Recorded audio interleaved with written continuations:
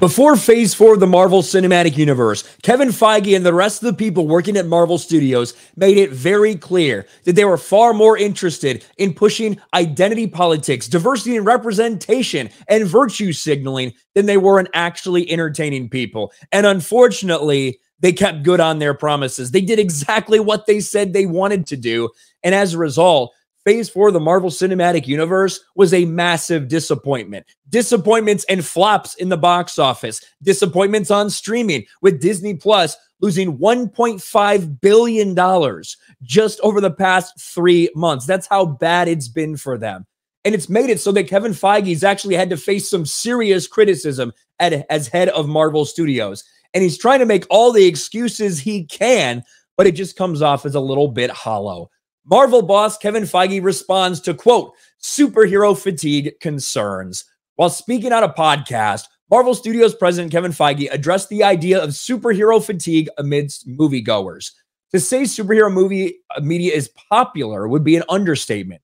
For those looking to get their fill of heroes, there's plenty of opportunity to do so.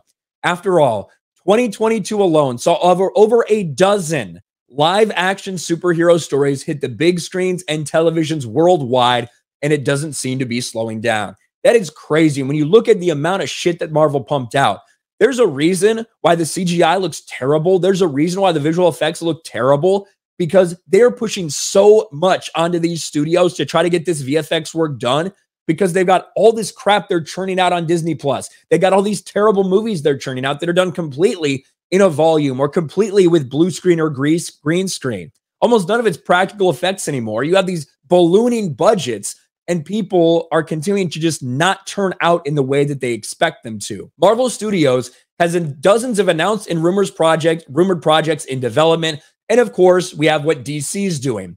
This has led many to believe superhero fatigue will only worsen. In fact, a recent study conducted by Fandom revealed that over 1/3 of Marvel fans are getting fatigued with the MCU. The reality is, people are getting fatigued of bad movies and bad television. That's bar none. That's across the board in Hollywood.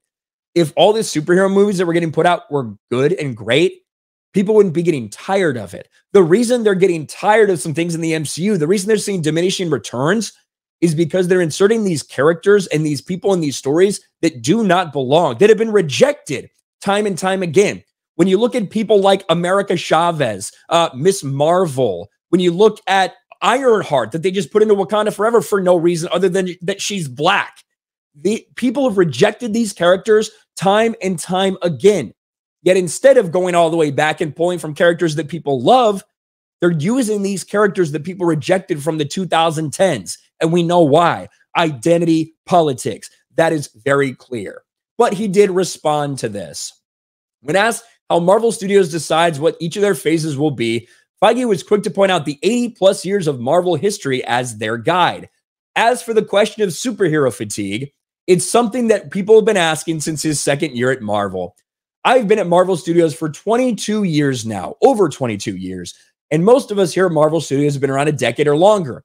And from probably my second year at Marvel, people were asking, well, how long is this going to last? Is this fad of comic book movies going to end? And I didn't really understand the question.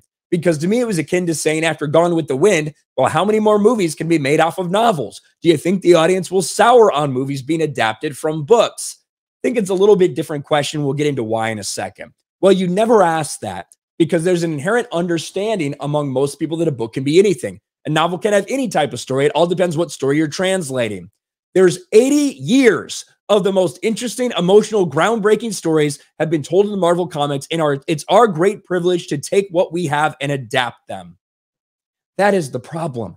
You're not taking those decades and decades worth of stories. You're taking stories and characters that were created in 2015, 2014, that were soundly rejected by audiences time and time again, and you're using those stories as an excuse because it fits your agenda. Then when people walk in and they don't like what they see, you say, well, I mean, this happened in the comics. Yeah, it happened in comics. They got canceled because nobody bought them, because nobody fucking liked them. He went on to point out that adapting these stories into different genres is also a key to keep the content fresh.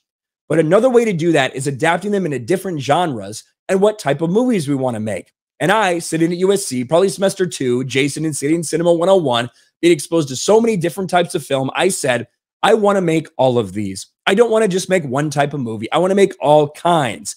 And I found that if we tell the story right and we adapt them in a way the audience will still, knock on wood, is following us along 22 years later, we can tell any types of movies and share two things: the Marvel Studios logo above the title and a seed of an idea from our publishing history.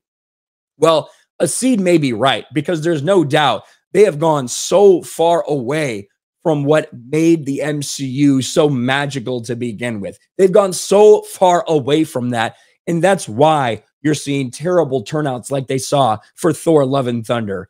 Disappointing sequels like you saw with Black Panther: Wakanda Forever. Despite the fact that they tried to monetize the death of Chadwick Boseman, you still had about a 40% drop, if not more, in the amount of people who actually went out to see this movie. Kevin Feige's right in a way. It's not superhero fatigue. It's bad woke movie fatigue. That's what people are tired of. That's what people are tired of from the Marvel Cinematic Universe. And I don't think that's going to change until they change. And I wouldn't imagine that'll be anytime soon.